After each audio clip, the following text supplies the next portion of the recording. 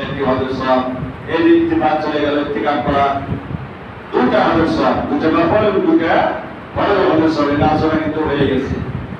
বাড়িতে বলে থেকে আমরা কিন্তু এই হজের সওয়াবগুলো নিতে পারি। আল্লাহ তাআলা বিভিন্ন জায়গায় বিভিন্ন ভাবে আপনার রাসূলের মাধ্যমে জানিয়ে দিয়েছেন, যদি আমরা দিতে জানি না ভাই, যদি আমরা দিতে জানতাম তাহলে আমাদের এত কষ্ট হতো না, তাহলে আমাদের চিন্তা হতো না, জাহান্নামকে আমরা ভয় করি না, জান্নাত আমরা চাই না। এই কারণে আমাদের মধ্যে তাকওয়া কুলাবেরতা খুবই কম। মানুষ মারা গেছে ওনার বয়স হয়েছিল উনি মারা গেছে, কথাই বেশি জানা যায় গেলে ওনার বয়স হয়েছিল, আর কতদিন বাঁচবে? 60-70 বছর বেড়েছে, এটাই এলাম। কি আমরা তো এতদিন দেখতেই পারবো না, আমাদের তো মনে হয় যে ভেজাল খাবারগুলো আমাদের মধ্যে ঢুকে গেছে, যে ভেজাল সয়াবিন আমাদের মধ্যে ঢুকে গেছে, যে মিথ্যা কথা দিয়ে আমাদের পরিবেশকে আমরা নষ্ট করছি, আমাদের জীবনে যে আমাদের যে কাজ করবো আমরা মিথ্যা দিয়ে শুরু করেছি, তাতে করে আমাদের ওই পূর্বে যুগের মানুষের মতো হায়াত চালে আমরা পাবো না, কারণ আমাদের সবকিছুতে ভেজাল। আর এই ভেজালের কারণে আপনার আমার হায়াত আপনার ভেজালের মধ্যে পড়ে গেছে। কারণ আমরা যদি জানার বয়স ছিল 110 বছর, 100 বছর, পাপ চলে গেছেন 65 বছর, আর আমরা মনে হয় 65 বছরও টিকতে পারবো না পৃথিবীতে। আগে যেগুলো রোগ ছিল না, এখন থেকে বেশি বেশি রোগ চলে যাচ্ছে। রোগের নামও কিন্তু আমরা এক সময় এগুলো শুনেছিলাম না, হার্ট অ্যাটাক, এটা কিন্তু আগেকার মানে ছিল। স্ট্রোক, প্যারালাইসিস দেখেন অ্যাভেলেবল হচ্ছে। ডায়াবেটিস সবাই মাঝে আছে না নাই? কথা বলেন, প্রত্যেকটা মানুষের এখন গেল ডায়াবেটিস, সুগার নিয়ে হয়ে যাচ্ছে, সুগার হাই হয়ে যাচ্ছে, আমাদের কাছে প্রেশার কম বেশি হওয়ার কারণে মানুষ মৃত্যুবরণ করছে।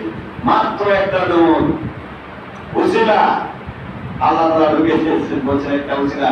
মালাকুল মউতকে জিজ্ঞেস করছিল, আল্লাহ দুনিয়াতে আমি যে মানুষের প্রাণ দেব, মানুষ আমার গেলে সিসাকা করে ফেলে দিবে, কাল মানুষ আমাকে গেলা দিবে। যে দুনিয়ার মানুষ হয় না আমার বাবার দিকে তাকাচ্ছে, দুনিয়ার মানুষ হয় না আমার ছোট্ট বাচ্চাদেরকে দেখতে পাইছে। এমন করে মালাকুল মউতকে আল্লাহ তাআলা এমন ভাবে গালিগালাজ দেবে, আমি কি করে সহ্য করবো? আল্লাহ তাআলা বলেন, মালাকুল মউত তুমি চিন্তা করো না, আমি যেই বান্দাদেরকে তুমি যে মৃত্যুবরণ করাবে, গান খরচ করাবে, আমি মাত্র ছোট্ট একটা অসুখ দিয়ে দেবো, ছোট্ট একটা নমুনা দিয়ে দেবো, ছোট্ট একটা উসিলা দিয়ে দেবো। এই উসিলায় তুমি তার জান্নাত ব্যবস্থা দিয়েছে। কি হয়েছে? সত্যি জ্বর, ছোট্ট কিন্তু মানুষের আপনার বড় ধরনের অসুখ হয়েছে, ক্যান্সার হয়েছে। যে মানুষের জনসংখ্যা আছে আর যে ব্যক্তি ক্যান্সার রোগ আক্রান্ত হয়েছে, বলেন তো তার ক্যান্সার হয়েছে এর চিন্তা বেশি না তার জনশক্তি হলে এর চিন্তা বেশি?